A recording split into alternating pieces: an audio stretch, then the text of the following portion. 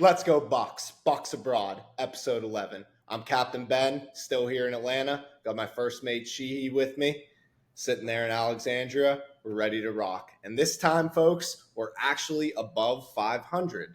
We're one game over 500. We went 8-7 in the stretch since the last time we talked. After the All-Star break, I know I was feeling good. We take 2 or 3 away from the Phils and then 2 or 3 away from the Cardinals. I was feeling great. And then we blow it against the DBacks. Not once, but twice we blow it against the DBacks. We find ourselves 3.5 back of the wild card on a little skid with a tough 9 games ahead. Guy, how we feeling? Well, I was feeling great. I was on the high seas, you could say, heading into this Diamondback series, and we got a lot to catch up on here. It would be almost unfair to the audience for me not to say that this Diamondback series has left a horrible taste in my mouth.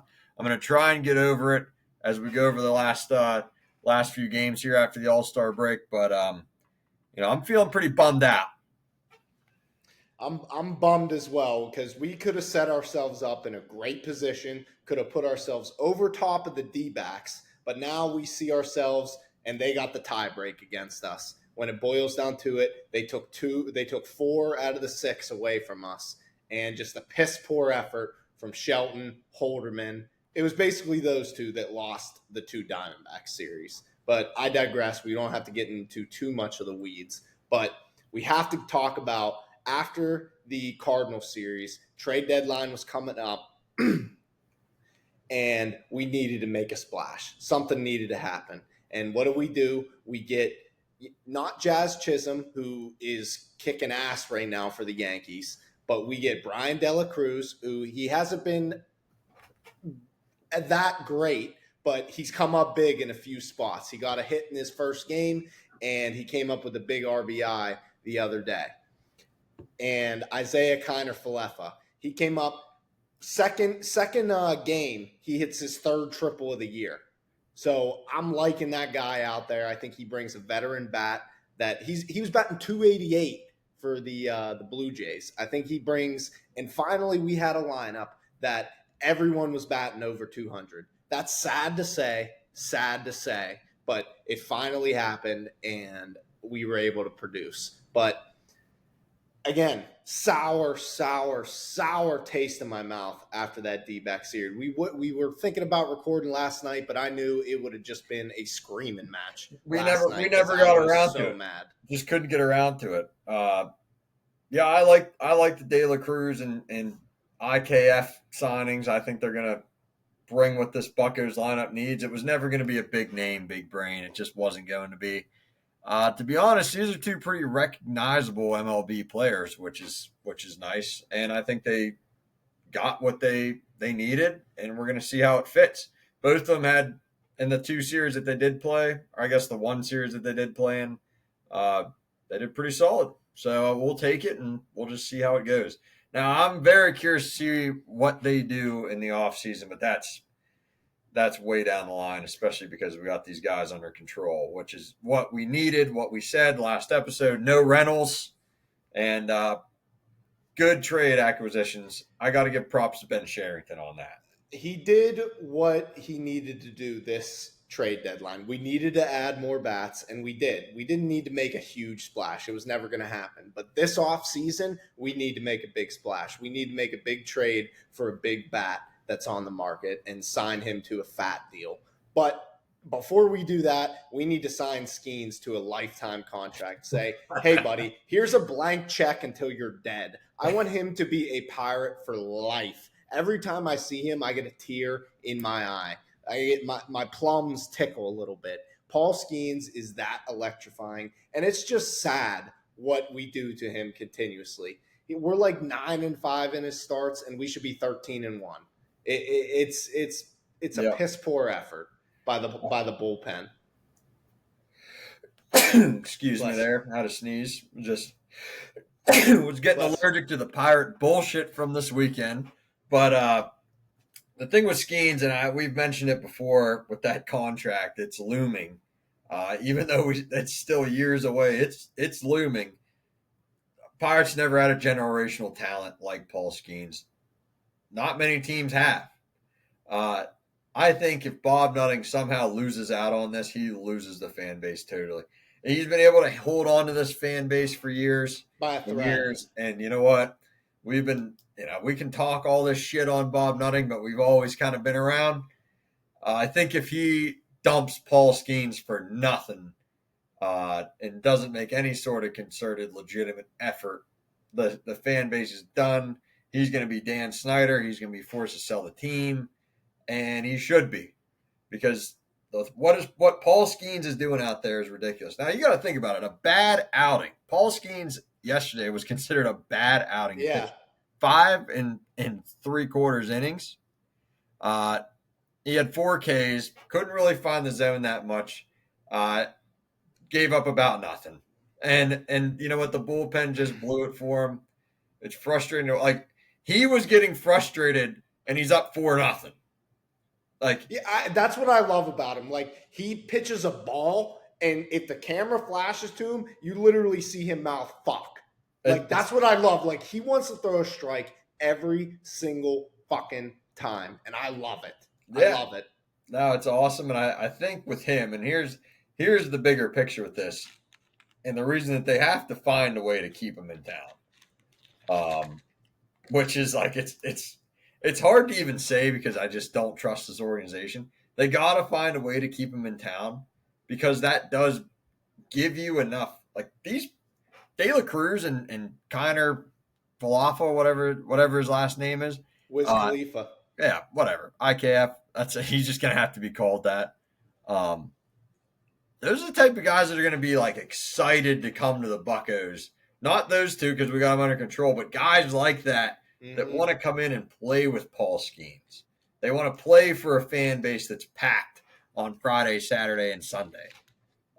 This team's got everything that makes up what you need in professional baseball. And what I mean by that is there's no other pitching staff for the price that is getting it done like the Buccos. Unfortunately, and this is all gonna tie into this DBacks series, is we did hit the shit out of the ball all weekend.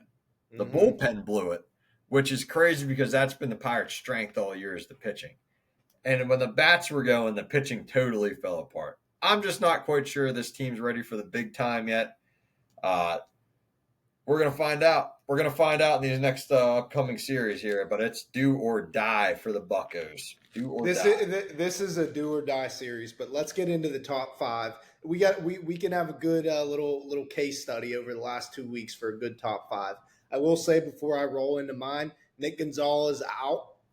That's tough, but IKF can play second base for now, so I'd rather see him than your guy Triolo. So it's a good trade. And I will say, Michael Taylor is playing great. Michael Taylor is playing great. Great. All right. Top 5. Top 5, number 5. We talked about him a lot. New trade, IKF. He's coming up playing a huge spot in that second base where Nick Gonzalez was coming up big time after big time after big time. He was Mr. RBI, Nick Gonzalez. So IKF comes in there, batting .288. He comes in hot, hits a triple, and I'm ready to see more IKF. And when Nick Gonzalez comes back, I hope he goes right to center field. And we have a pretty solid outfield at that point. Number 4, can't remember his first name, but big old Beaks. Beaks came in that game against the DBacks, bases loaded, nobody out, and got out of the maybe one of the tougher spots in the DBacks lineup, in MLB, in a lineup. Got hosed on a call, too. Should have gave up no runs. Hosed. And so Beaks gets my number 4. He came up in a huge spot, and he should have been called in when Holderman was facing Jock Peterson. He was up. He was pitching. Why the hell do you keep Holderman in? Doesn't make a lick of sense. Anyway, number 3, we talk about him every week, Paul Skeens. Paul Skeens puts asses in the seat, and he just shoves against every MLB team, and he will continue for his rest of his life. And I hope to God, I pray every day that Paul Skeens is a Pirate for life.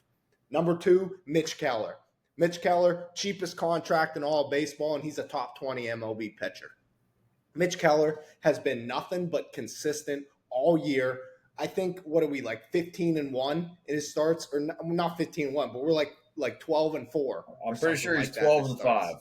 Yeah, and I think we have a couple wins and a couple of his no decisions when we were tied when he got out.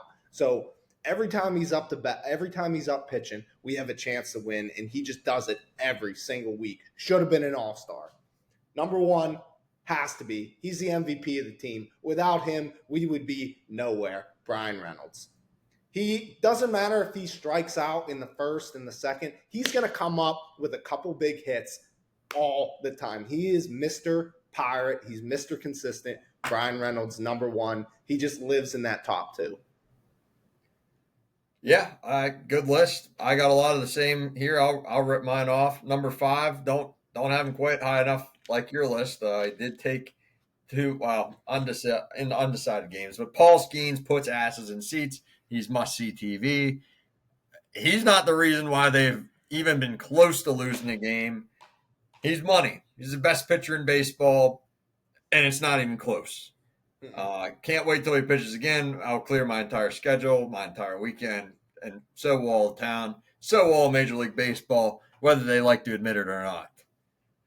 Number 4, Michael A. Taylor. Total bum throughout the first half of the year. Yeah. He had a huge walk-off in Houston. I mean, not really a walk-off outright, but he did. That home run was like 500 feet. Oh, it was crazy. I've never seen him swing a bat like that. He seems red hot right now, which is also, this is going to come back to this Diamondback series all freaking day. Why is he not starting in center field on Sunday? He's hot as hell. You want to start Ji-Hwan Bae, who hasn't swung a bat in 20 years. So let's throw the hot bat out there, Derek, and let's get it going. Number 3, guy should be catching every day, Joey Bart. Unbelievable stat line right now. He's batting .263 with 8 home runs. Grandal, I get it that Skeens is comfortable with Grandal. Well, he better not get used to it because Grandal's a bum. He'll never be on this team come next year. Number 2, Mr. Pittsburgh, Brian Reynolds. Brian Reynolds has been just the best player on the team, simply. He's clutch. He shows zero emotion. He loves going to the zoo with his kids on his off days. He's just Mr. Pirate. I'm glad they signed him. I'm glad he stuck around. And I want this team to get it done for a guy like Brian Reynolds more than anybody. And number 1, he was your number 2, easily interchangeable, Mitch Keller.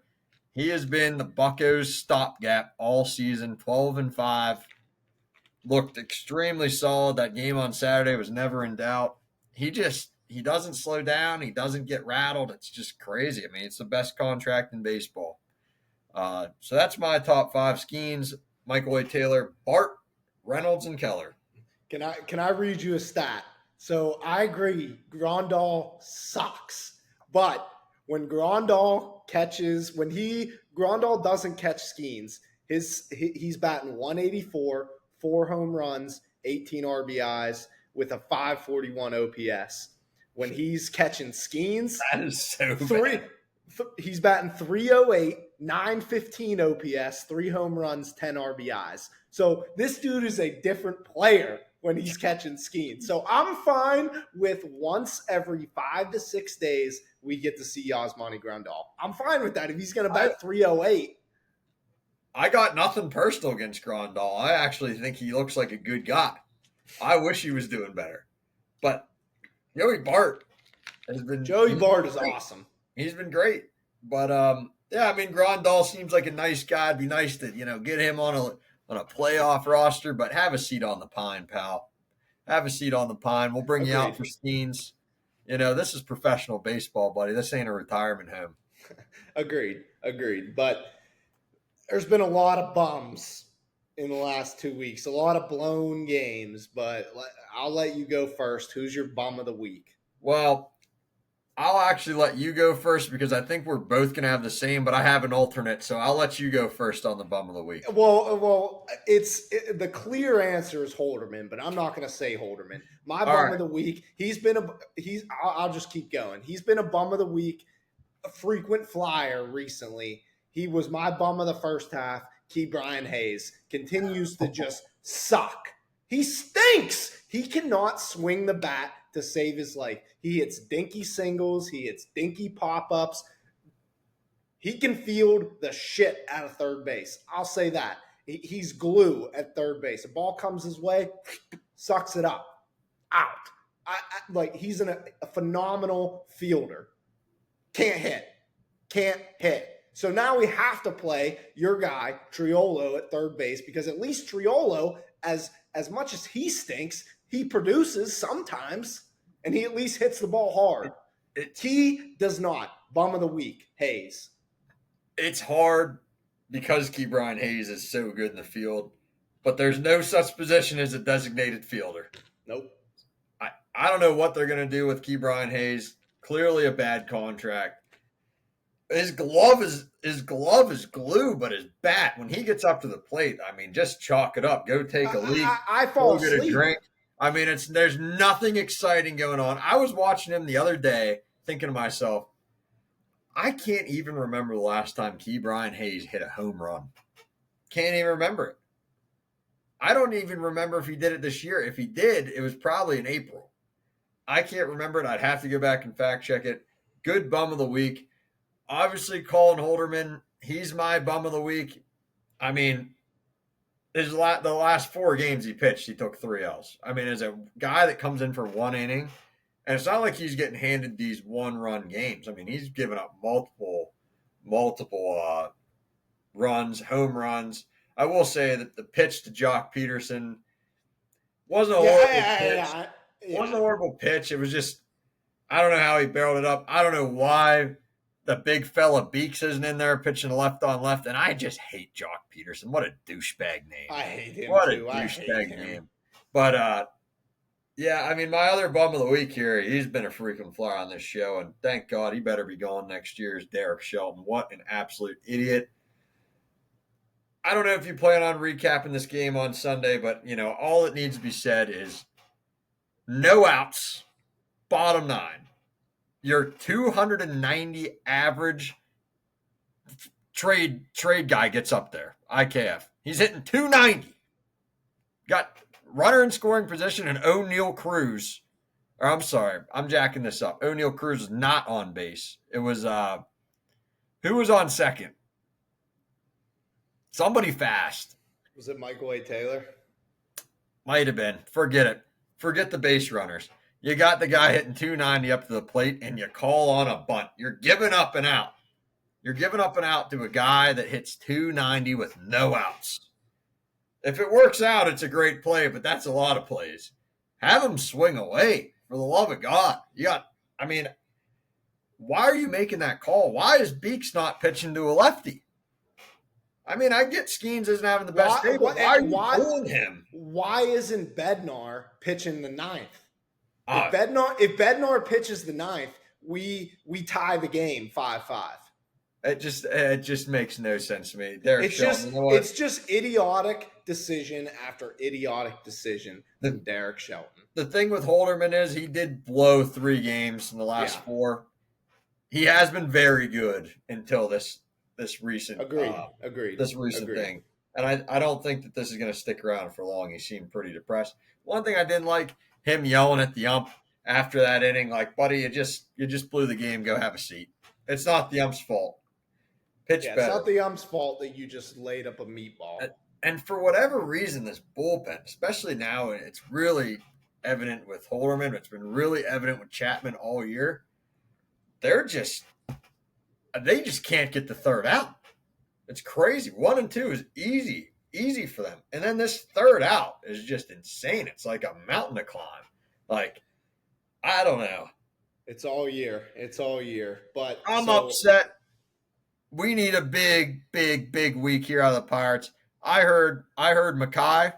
I heard Mackay on the DV morning show this morning. Mm-hmm.